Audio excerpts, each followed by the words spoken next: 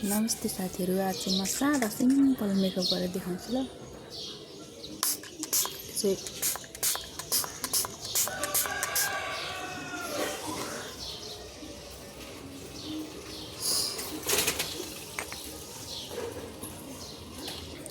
Toner सुक्यो, अब यो है सिरम लगाएर देखाउँछु।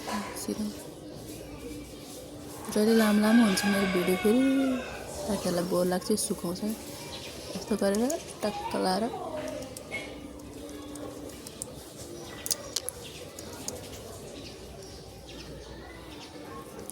सुकाउँछु ल। यो सुकाएर सिरम पनि सुक्यो। अब चाहिँ यो चाहिँ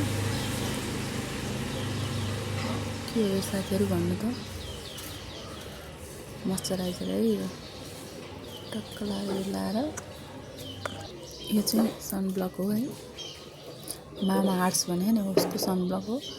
तर जति जे लाए पनि कस्तो पिम्पल्स आइरहेको नि, पिम्पल्स आइरहेको है।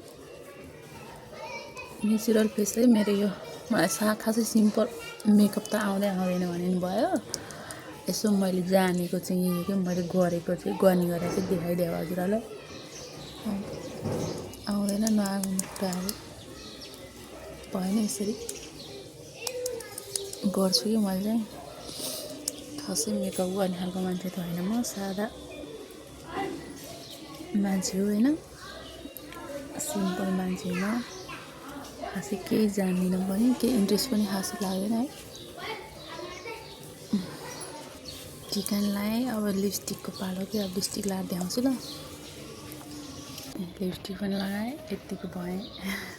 फेस हेर्नु नि, फेस मेकअप गर्दा नि। अब चाहिँ कपाल कोरेर है, मेरो साथीहरू कपाल पनि पुरै रेडी भयो। Thank you for watching, bye by.